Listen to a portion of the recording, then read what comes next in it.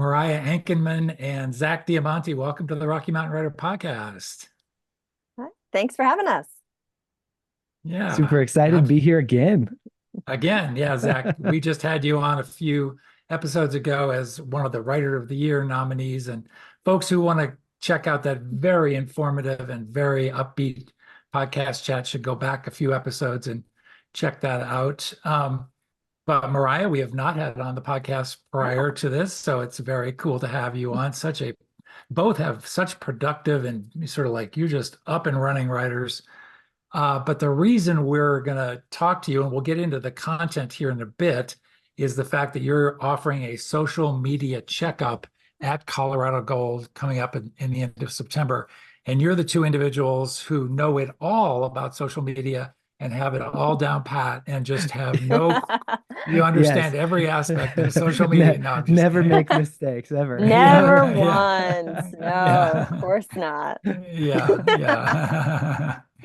But in fact, if you go look at your various social media channels, which I have done, you'll see they're robust, they're regular, they're very they have a certain look and feel to your channels and what you do online. So we'll get into some of that, but briefly, we're going to start with Mariah because we haven't had you on before. Give us an idea of what you write, how long you've been writing. Just tell us in a few minutes. Take your time about your writing career and what you're into. All right. Well, I write sassy and swoon-worthy romance, mostly contemporary. I do have some paranormals. All my romance books are open door, steamy, but always on like the lighter and the fun side. I have a lot of disability rep, mental health rep, LGBTQ rep in my books. And I've been writing, of course, writing forever. But I was first published in 2016, and I'm a hybrid author. So I have traditionally published books and self-published books as well. So dipped my toes in both worlds, both extremely hard, but, different challenges with each of the different publishing paths for sure. But that's kind of what I write. If you like funny romance, it's a bit steamy, I'm your gal. How many titles do you have out now? I have 20, and my 21st is coming out this September 19th. Somebody to Love is my 21st book coming out. Wow. And I know you use Wild Rose Press. You're a Wild Rose Press writer Yes, for I one have publisher. And yes, I have a cowboy series and a paranormal series with Wild Rose Press. They were who I first published with. I'm also published with Entangled, and then I have self-published titles as well. wow. And is this pretty much full time for you, or do you have a day job still? This is full time. I'm also the house manager of our house. So, I do things like do all the house maintenance and the chores and the errands and look after the kids and, all of that unpaid labor that somebody's got to do. I do it. Yeah. But my It family doesn't, appreciates it, which is wonderful. yeah, that doesn't get accounted for as it should, but it is. Yep. How many kids? Two. Yes, and And the oldest has already started writing their own books with their friends. So Nice. following in mommy's footsteps. We love it. Although theirs are not romance. Yeah. Yeah. And one last little detail, I always like to get a picture of where do you live? What area? Colorado, just like South Denver metro area, down to Highlands Ranch, Centennial, Great. around there. Great. Nice. Excellent. Well, over to Zach just for a recap. Similarly, if you could set folks up who didn't get a chance to see the earlier chat, just tell us what you write and what you're into. Sure, yeah. So I've been writing a classic style epic fantasy adventure series. Very epic, very Lord of the Rings, very Dragonlance, very old school 80s, 90s kind of fantasy, which it's has been a very pleasant surprise that I wasn't the only one that actually wanted that. So that was great. So I've been writing the Stone and Sky series, which is just finished. The third book just came out. Gosh, what, 2 weeks ago? No, not even. So less than 2 weeks ago, Stone and Ruin came out, completing the whole trilogy, which is great. The first book published last year August 29th, I think is what it was. So it's been a whirlwind of a year for sure, especially in the last 9 months. But it's been wild and crazy and adventurous and fun. But I am continuing the fantasy legacy and writing more fantasy. I've got another one slated for later this year, so pretty excited. Yeah, great. And if I remember correctly, you live Castle Rock area? Yeah, so we're down in the Colorado Springs area. Yep. Colorado Springs. Yep. Yep. Okay, Yep. gotcha. And put you on the spot. Do you guys read each other's stuff? Not yet. I haven't. Not I haven't yet. read yours yet. I We haven't We might read it have to yet. make a trade later at Yes, Yeah. at the at the conference conference, do a this little year. tradey. But Yeah. my spouse is interested in your books because Oh, really? loves fantasy. So he's That's been like, I gotta read those. I'm like, you should. You should read them. awesome. Yeah, he's a nice guy. You should read him. You should read Yeah. them. Well, before we get into social media as writers, quickly, were you guys into social media before you got published? Like a little. Um, I was not like okay, so my books started publishing later last year, in August, but then I was on social media in February. But before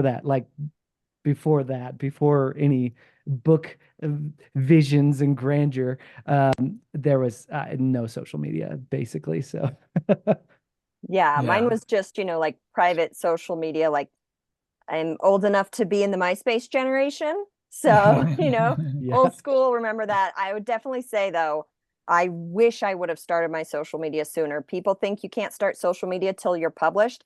Absolutely not. Start before, start right away. The second you start yes. writing, you can meet people, you can Mhm. get advice, you can ask questions. Start your social media before you even have a book. 100%. My number one suggestion. 100%. Yeah, that's the people always ask me what like I wish I had done. And I started my social media like 7 months before I even, published the book. But even 7 months didn't feel like enough time. I was like, man, I wish I had done it like a Mhm. year before that. So definitely, definitely, definitely. That's like the biggest thing I get all the time. Yes, start now. Mhm. Okay, that makes a lot of sense. And you obviously anticipated my next question, which was exactly to that point. But you guys aren't off the hook because, again, you open up your web pages and you all have all of the icons right there: Facebook, Twitter, or X, Instagram, Pinterest, TikTok, YouTube, Goodreads, on and on. That's a lot to manage. So if let's say I'm the new writer, unpublished, and I come to the social media checkup at Colorado Gold. I'll start with Mariah, but I want you to tell me specifically, where do I start? Where you start is with the social media you're most comfortable with. Whatever one you want to do, that's where you start. Now, it's a good idea to claim your name, your author name, whatever that is, on all the social medias, just so that you have it and no one else can like impersonate you. So claim your name on all the social medias. But if you don't like being there, you don't have to be there. Most of the advice that I've heard from a lot of people is pick two or three that you really love being on, consistently post there. And then the others, like if you have updates or whatever, those can be update channels. But yeah, just pick the ones that you like the best and that you're comfortable posting on and Yeah. start there. Big time. Mhm. Totally agree. 100% on that. All right. You guys handled that fairly well, I guess. And so, okay, I picked two. Let's say I'll pick Instagram and I'll pick X/Twitter. And those are my two I'm going to pick. I'm just started to write my first scene in my first draft ever of anything I've ever written fiction-wise. I'm being told to jump on social media, at least start. What do I post? I'll jump in on this one. So, one of the things that bring people together on social media is something that they can relate to. And if you're just starting, guess what? You've got a lot of feelings, you've got a lot of things going on, and there are a lot of questions, and you're like, why did this happen? Or this is weird. You post all sorts of things like that. people are going to be like, oh yeah, that totally happens. I completely agree. And all of a sudden you're starting to make connections because just because people know exactly what you're feeling while you're going through this, you're like, I've got this darn character and he's not listening to what I'm trying to do. And I'm like, bro, we got to go this way. And he's like, but I want to go this way. What is going on? And people will think that's hilarious because they know exactly what you're talking about. And all of a sudden you're starting to make connections with different people and you're gathering like-minded people around you. It's social media actually isn't as complicated as people, try to make it. You're going through stuff as a person, and there are hurt people on the other end of those accounts who want to connect with you as a person. Yeah, I absolutely agree. Like, and not every post has to be like some big, huge thing or anything about your books. It can be something silly as, as easy as being like, hi, I'm a writer and I write this many words a day and I still don't know where the commas go. You would be surprised Yes. how many people be like, absolutely, me too. I'm an English professor. I don't know where the commas go. You know, just relatable content. Absolutely, I agree. Yeah. Well, one of the big hurdles I think for a lot of folks is just they feel so self-conscious at first. Like, do I belong? Is it really, does anybody care about my question about how my characters are asking? They feel intimidated by this busy world where everybody looks so confident and they've got these years long branded streams of content. They open up Mhm. the TikTok page and it's already 1,000 videos that all look the same and have this sort of quality to them. How do you get over that emotional hump? Oh, I don't know how to get over being embarrassed because I was raised by a professional clown. So that's like, I was raised that the more people laughing at me, the better I'm succeeding. So for me, if I think it's entertaining, if I think it's funny, if it makes me laugh, if I film a video and I look back and I'm like, that's funny, I post it because it's Totally. going to find the similar people, like we were saying, the people who will also think that's funny. And Yeah. that's who you want to connect with. You don't want everyone. I think that's sometimes people forget that you want your niche audience. You don't want everyone on social media to be following you and liking your stuff. You want your ideal readers. Totally. Yeah, and that's the thing. I mean, when you're bringing like-minded people, that was when I was going towards my pub date for Stone and Sky, I was trying to find these people who like old school fantasy. And so I'm trying to find like-minded people to set myself up for success when the book is ready, when I can say here we go.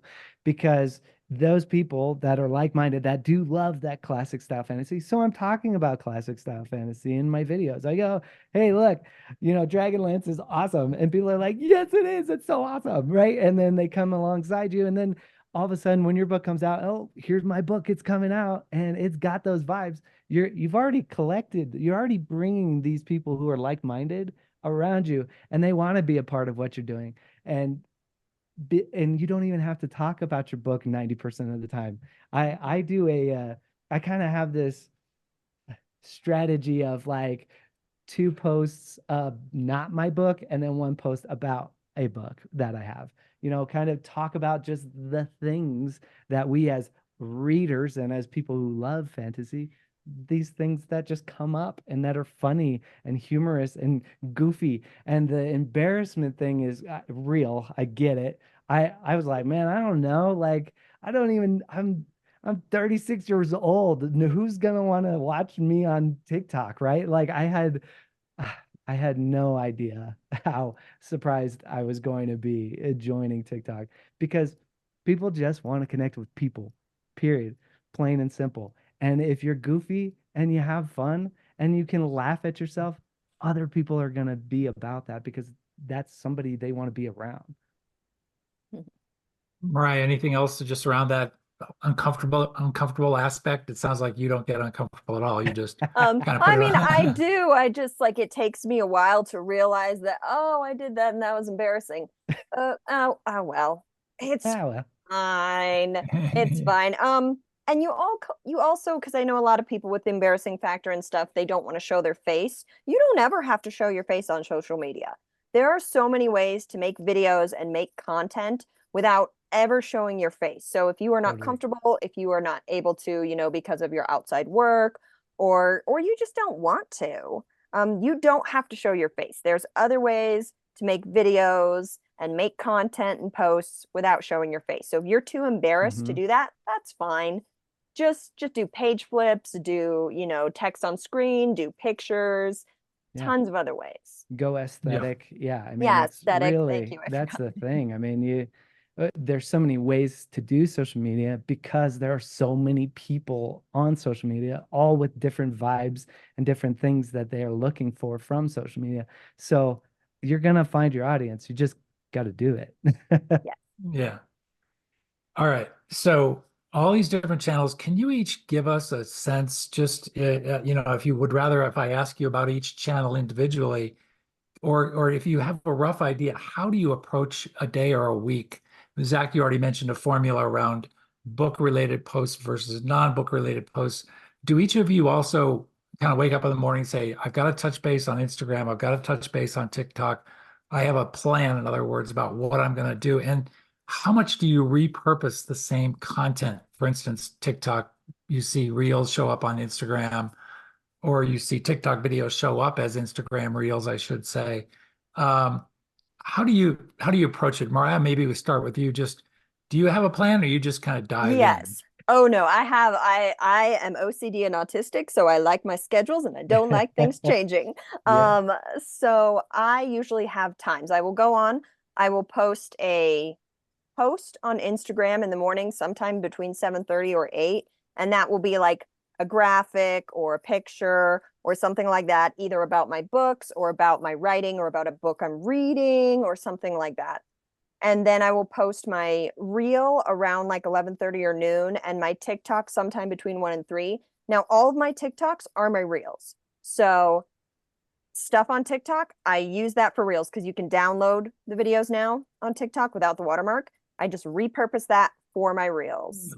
And so that is what I do for my TikTok. Sometimes I'll do like a talking video on TikTok that I don't put on reels if I'm answering a question for someone. Like that might just stay on TikTok. It depends. But yeah, my reels are all my TikToks. I film them all on TikTok just because I like filming in that app better. And then my Facebook, straight up my Instagram. It's straight up everything from my Instagram gets shared to my Facebook. So I don't have to worry about posting on Facebook. It's just shared from my Instagram. And you can do that now with your threads. Although my threads I do randomly throughout the day. Threads is chaos. Threads is chaos, and I love it. That is the only place I can be chaotic. Threads. But yeah, I repurpose a lot for the different social medias because Yeah. we're trying to write books. No one has time. No one has time for all Yeah. that. Correct. How about Pinterest? I think is one of yours. Is it not? Oh yeah, I have a Pinterest. Pinterest, I started because everyone's like, you're a romance author. You have to get on Pinterest. You have to do aesthetics. You have to do mood boards.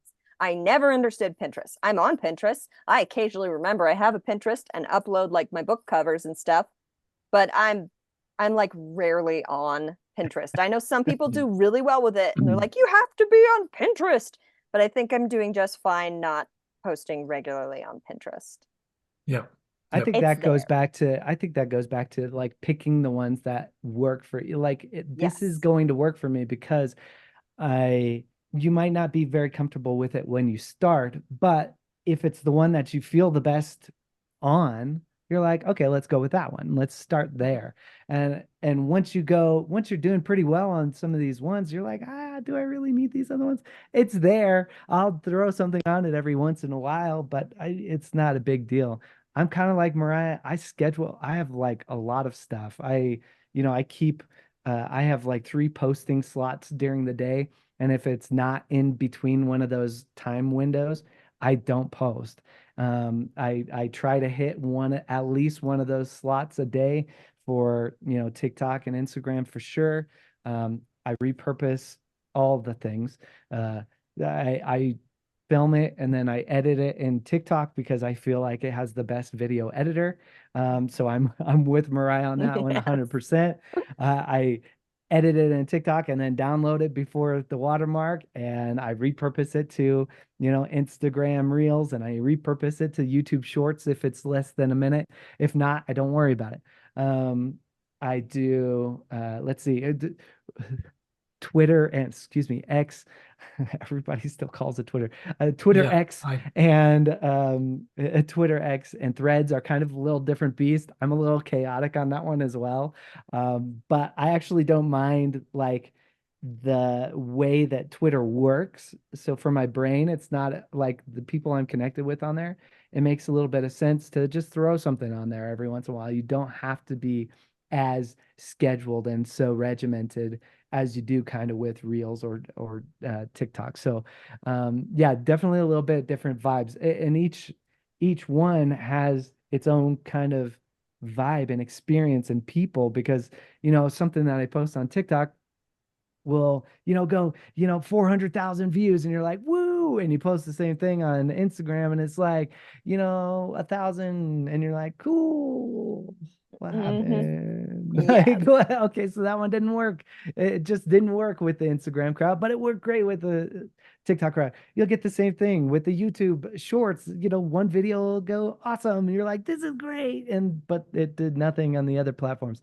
It's just a different vibe. So you kind of play around like when you repurpose content, you can kind of get a feel and a vibe for each of the different platforms because they are different. And it's like, well, this video, like nobody likes it on TikTok and nobody likes it on Instagram, but they love it on YouTube. Well, let me try another one that's like that.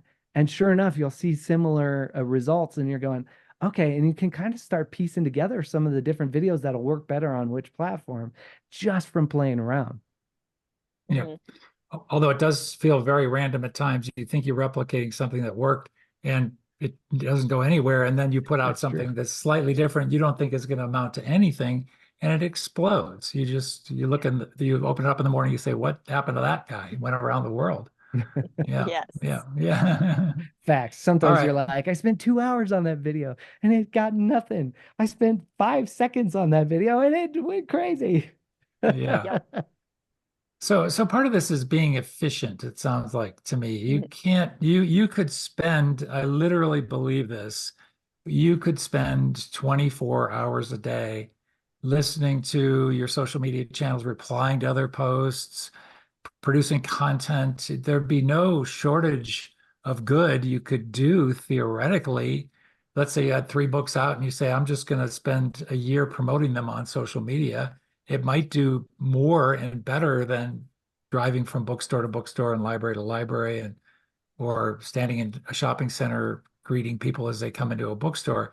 You might actually convince yourself that that's the better way to go. But you also have to clean the house and tend to the Mhm. children. And so it is a matter of being efficient and coming up. Did you discover these efficiencies just in the process? Did you learn from somebody else? Or you think you just developed your own methodology? Let's start with Zach. Yeah, for me, I got into a habit of batch creating content. That became such a huge part for me because early on I was trying to like hit these time slots and I was trying to get, videos out in these time slots and also trying to, comment and I was trying to keep up with all of it and it just was killing me. And so on top of making videos and writing books and having 4 kids and all the things, right? You're like, this is just insanity. This is crazy. And so eventually it got to the point where it was like, okay, let me just make a note in my phone and it's just going to have all these video ideas. If I come up with a video idea, I don't have to go and record it right now. I can actually just say, hey, on Saturday, I'm going to take 2 hours and I'm going to film as many of these as I can. And I'll edit them throughout the week as I get a chance. And I'll edit one and throw it up when it's time. That was huge. That was a huge change for me because trying to make videos every day, it's exhausting and it like sucks the creative life out of you. And you're still trying to write books, which is like the whole point of this thing, right? So obvious, like that for me was huge. Set aside a time at the end of the week or whatever, batch create a bunch of content, aka film as many as you can in 2 hour slot or whatever. And then you've got videos for like 2 weeks, and you're just editing. and you got videos in your drafts. I think I have like 70 videos in my drafts. My phone keeps yelling at me like, bro, you don't have enough space in your phone for all these drafts. You need to Wow. post some drafts. Like I get, fair enough. That's true. But I mean, when you're that far ahead with all these different videos, then the stress and the like, I gotta make a video, I gotta make a video isn't so heavy a burden. Yeah, absolutely. I agree. Batch making is number one tip. I do mine Monday after I finish writing. I cleaned it off today, but that chair is usually covered in clothing because I'll go grab like all the different t-shirts so it doesn't look like I made them all in the same day. I I'm do the fooling same you. thing. I do the same You thing. have the I have a chair of stack of shame. shirts just yeah. Yeah, because you can't. And I do the same thing you like in my notes app. I'll be like, oh, that's a good idea. I'm going to write it down. Or if I hear an audio that I want to use, I'll save it, which I have like over 15,000 audio sounds saved in my TikTok. I need to go through and unsave them because I save them and I use them and then I forget to unsave them. But absolutely, batch creating is super, super important, especially if someone like me who's chronically ill, you have those days where you can't get out of bed. So you're like, okay, post a draft, post a draft. And if you ever forget or you run out of drafts, CapCut is your savior. CapCut is amazing. Get a CapCut. You can go into CapCut, find a cute little meme, cute little video, whatever, add some text about writing or your books or whatever, upload that to TikTok, boom, you get like CapCut saves me, especially when I'm like, oh no, I don't have anything in my drafts. Go to CapCut. That's good. My only problem is when I have a whole bunch of drafts and then I dye my hair and I'm like, oh no, do I post them all? Do I refilm them with my new hair? What do I do? Wow. I mean, gotta say, it sounds like you've got it down. It also still sounds, I'm the back being the newbie. Now you're telling me about a brand new program I've got to learn and You don't have download to, and only if you You don't want have to. to. Yeah. Yeah. CapCut's kind of like a back pocket one, you know, like Yeah. every once in a while you're like, oh, I don't have anything. Hang on. Let me see what. Yeah. Okay, yeah, cool. We're good. Yeah. CapCut's super easy. So it's It is super very easy. Yeah. It is. And you Yeah. can always And just take really, a picture of your favorite book and throw some totally. text. This is my favorite book. I think everyone should read it because it has, this storyline in it. Boom. There you go. There's a video. We don't yeah. always have to overcomplicate everything. Exactly. Yep. CapCut has really cool captions too. Really cool Mhm. captions. Wow. So I'm going to put you guys on the spot. And maybe this will be I know that's the hard-hitting journalist in me. Um, you have to give up all social media channels except for one. Which one do you keep? Instagram. Mariah. Instagram for sure. Instagram connected to Facebook though, probably, huh? You want 2 for 1. I would be okay if Facebook went away. I really enjoy Instagram because it has multiple different features and it's currently the social media that's treating me the best. So I would go for Instagram. Okay, Zach. Yeah, if I have to pick only one to survive and take me into the future, I would pick Instagram as well. So funny enough, we both decided and said that, the video editing is better in TikTok. Truly, it really is. But I think Instagram as a social media as a whole it's just more rounded and it's hard. I don't necessarily think the algorithm is as good for getting out to as many people. Especially TikTok's really got that figured out to get it out to new people. But just as a social media platform, I find it to be the most it's the one I like to use the most. Yep. Same. Yep. Okay, if you were a big corporation and you invested in a whole staff that managed your social media marketing messages and all that, you would measure, you would say, I'm paying 3 people to run my social media. I want to know if it's working. Do you all look at any statistics? Do you run analysis and say, this is worth my time, this is not worth my time? Do you change your strategy over the months and years? I certainly do. Yeah. Especially with videos. You take a lot of videos you think could do well that don't do well. You have to go back and look at the video, look at the makeup of the video. Did you keep them on the video for the first 3 seconds? If you didn't, that's probably why it didn't really go anywhere. Okay, let me go back and look at the first 3 seconds. What was it? Was it engaging enough? Did it capture people's attention enough? No, maybe not. And also, did it promise something later in the video to make them continue to watch? And so, okay, maybe I tried, but that story in that specific video just didn't work out, right? Okay, let's go back, look at the analytics. Where did people drop off? Because you can see some of those statistics of, people watch for the first 2 seconds and it's gone. And so you can go back and look at some of those statistics and say, okay, where did I lose people? Okay, what did I need to do to maybe make that video better? Sometimes you can even go back and you can re-edit the same video, cut out the first, 3 seconds, swap it with a section like a surprise fun section from in the middle of the video and throw that at the beginning. And sometimes that'll fix the video. So I look back at the analytics and things just to see, okay, why did that do so well? And if it did well, how can I create another video, or even on like Twitter, how can I make another post that's using the same elements of this post? And how can I reuse it and do it again, make it different, but do it again for a different book or whatever. So I do that all the time. Yeah, absolutely. Look at your analytics. Almost all the social medias will give you a spot where you can go in and look at your analytics and see what's working and like who's watching it, where they are, when they're watching it, so you can base all of that and change things as you need. Totally. Yeah. And especially with those time slots and stuff, like maybe a video about, me reading with my daughter does way better at like 3:30 when people are sitting in carpool waiting to pick up their kids from school and they're fiddling on their phones.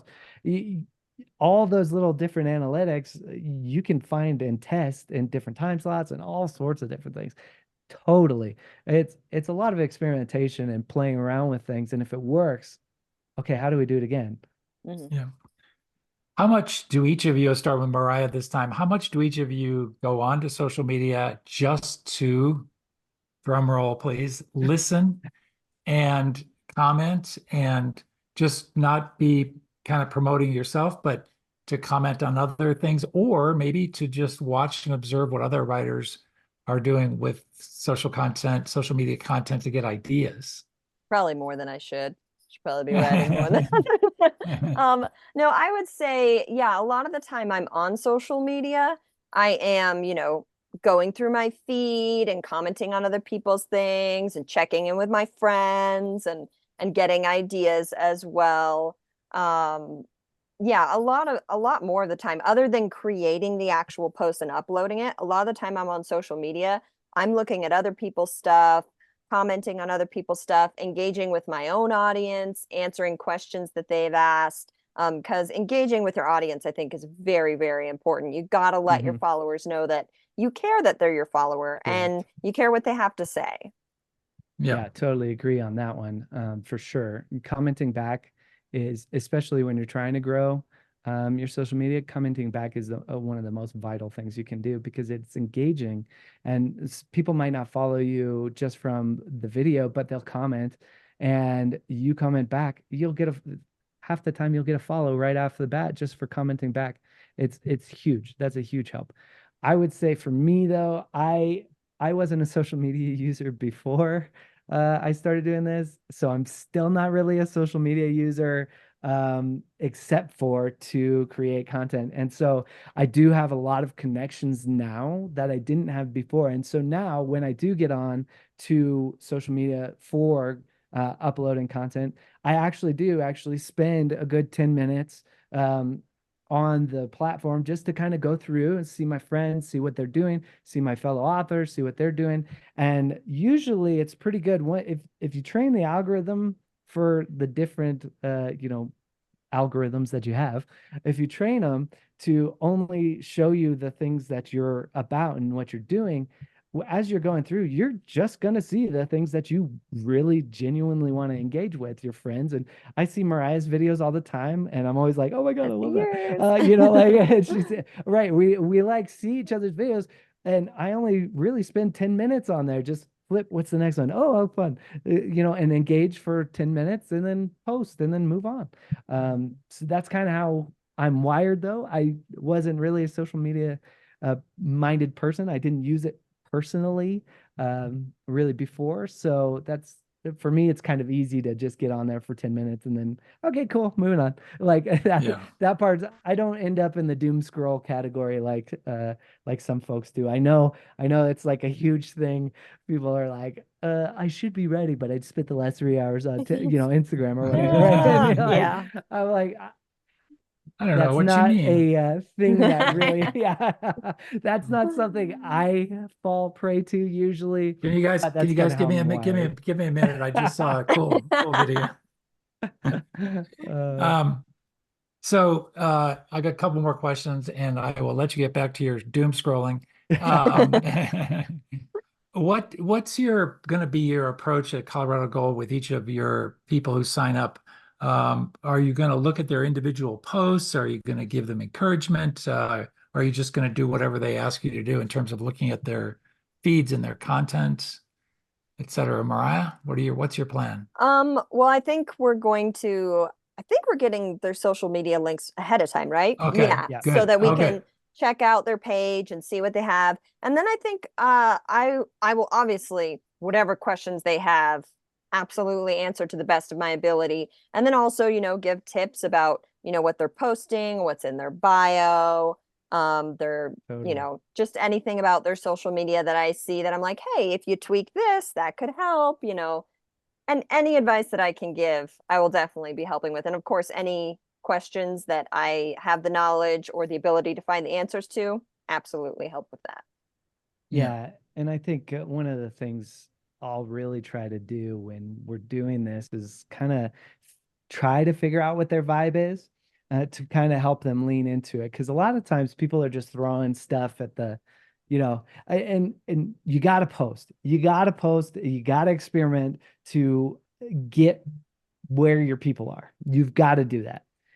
But there's also, you've got a vibe, you've got a personal vibe. And sometimes when we jump on this, we just try to do what everybody else is doing. And there's like all these different influencers who have all these different vibes, and you're just throwing them all and you're trying and you don't know what your vibe is. So hopefully when we're working with these guys, and because we're going to get their social media beforehand, and hopefully when we're working with you, we can, kind of get a good picture of maybe this is what you need to lean into for your social media presence. And because when you really kind of dial in what your vibe is and your jam is, people will follow you because that's what they expect to see from you. And when they see multiple of a similar vibe, they go, oh, okay, I like this. And I've liked this a couple of times. Now I'm ready to just follow you because this is what I want to see. So hopefully we can kind of pinpoint some of that and really get people going on, like really start a solid foundation is what I'm hoping we can do. Great. Really good.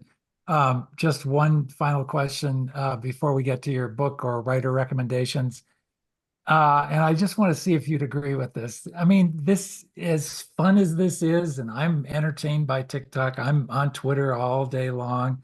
I jump on Facebook. I have several things to promote other than books on Facebook in my community around music and things like that. And I'm just on there, and I love uploading videos to YouTube, et cetera, et cetera. At the same time, oh, my phone is connecting. Um, um, I don't know if you heard that or not, but so interruptions from there you go, distractions There all you day go. long. All But my day long. question is, you have to admit, or maybe you don't, this is all kind of crazy too. It's all these little microseconds and looking for connections out there. And some of them they do turn into real people. I have had coffee and lunches with real people I've met through Twitter, et cetera. They turn out to be real people, but there's also, I know you have thousands and thousands of followers. what is a follower and what does it mean to see 4 or 5 seconds of content from them throughout the day? And is it super distracting? Is our lives better? Is our mental health better through this? I mean, it's obviously we could spend the next 2 hours just talking about that aspect Yeah. alone, but this is also a little crazy. Yeah, I think social media is definitely a double-edged sword. It can be terrible and awful and consume and destroy your life, but can also be wonderful and amazing. And you can meet people you never thought before. I had a reader post about one of my books and how much it helped them through a dark time. And I went to their page, loved their vibe, followed them back because they were an aspiring author. We recently went on a writer's retreat together. We dedicated our books to each other without even knowing it because we had the same release week. Like, we are author besties now. They're like one of my best friends. I love them. And it's just weird how you can make those connections and you can have those people that, like, your whole interaction is online and you meet in person finally. I also have a folder on my phone of horrible, awful things, reasons why I've blocked people because they have threatened me, threatened my family, said derogatory things, or just a host of things. I have a folder on my phone of all those horrible things, because you have to keep those things for safety and stuff like that. But social media is both. It's both amazing and awful, much like life, I feel. Very lifelike. You're absolutely right. I mean, there are so many, it is a double-edged sword. Sure. You get a lot of haters. The the amount of haters you get with the amount of people who love you, they kind of incrementally grow up together. Hopefully you get more lovers than haters, but at the end of the day, the social media has the ability to connect you with people. Again, you have to remember that on the other side of that account is a human being, unless you're surrounded by bots, and that happens. So Yes. you got to run away, get out of here. You're right. But on the other side of that account is a human being who is looking for a human being connection. And when you can connect with these people, it's amazing. Because of TikTok, I managed to make all these author friends who have helped me in so many different ways. I've helped them. So many of them have reached out and been like, hey, how did you set up your TikTok shop? How did this work? I asked them questions before too, going, hey, you're doing this. How did you do that? Like, the amazing community and the friendships that you can build through social media. It is crazy, Mark. You're right. It's crazy Yeah. to think. I have some of these author friends that I was like, I never in my life thought I was going to be cool enough to be able to text them. And we're texting like, hey, how's it going? Hey, happy Father's Day. Like, hey, it's like, it's mind blowing. It is crazy, truly. But the fact of the matter is if you can do it right and you can make some good connections, you're going to be so much better off, because really the fact of the matter is, as an author, like, once you've published several books, the real truth is you don't do it by yourself. We know that. You got teams, you got people who got your back and are helping you through the process. But when you're starting out, like, it can be very isolating. You are working on something by yourself, you're creating something, and you don't know that there are lots of people who feel the same things that you're feeling and going through the same things that you're going through. And having those connections and having those people you could text and be like, how are you doing this? I'm having issues. It's incredible. And I think, again, social media, it's a double-edged sword, but man, I mean, some of the benefits that you can get are just so incredible because of the connections you can make. Yeah. Yeah, we didn't even really talk about how you use TikTok as a retail operation, which would be probably Oh yeah, that's another whole conversation. Yeah. Well, this has been great, absolutely terrific. Wow, we went a lot longer than I thought we would because it was a great conversation. But I'd like to wrap up, always passing along book ideas or writer ideas. So Mariah, maybe we'll start with you just to shine a light on somebody you really like. It's so hard to pick one person, but I have to go with Jamie Wesley. I love her books. I love everything she has ever written. She writes steamy rom-coms. I think her new one is coming out later this year. She is fantastic. You will read these books and it plays like a movie in your head. You feel like these people are your friends. I will finish a Jamie Wesley book in a day. And yes, I have met her in person, and every single time I do, I fangirl over her, and I'm like, "Oh my God!" And she's like, "Mariah, calm down." I'm like, "No, I can't. I love you." That's great. All right. Zach. For me, I had to go with it. Since I got to do one recently, I had to try and think outside the box. So I'm going with a fellow Colorado author, and his name is Andrew D. Meredith. He just released this book called Quaint Creatures, which is a cozy fantasy. Quaint Creatures, Magical and Mundane. It's a cozy fantasy about an orc, veterinarian, and a pet shop owner, and just all sorts of fun mystical and magical creatures and goodness. And I know the dude writes really well. I haven't gotten to this one. I'm really excited to, though. So that's the one I wanted to share. Fantastic. Wow. Mariah, Zach, thank you for all your expertise and insights today. And we will see you at Colorado Gold. All right. Thank you for having Yeah. us. See you at the Awesome. conference.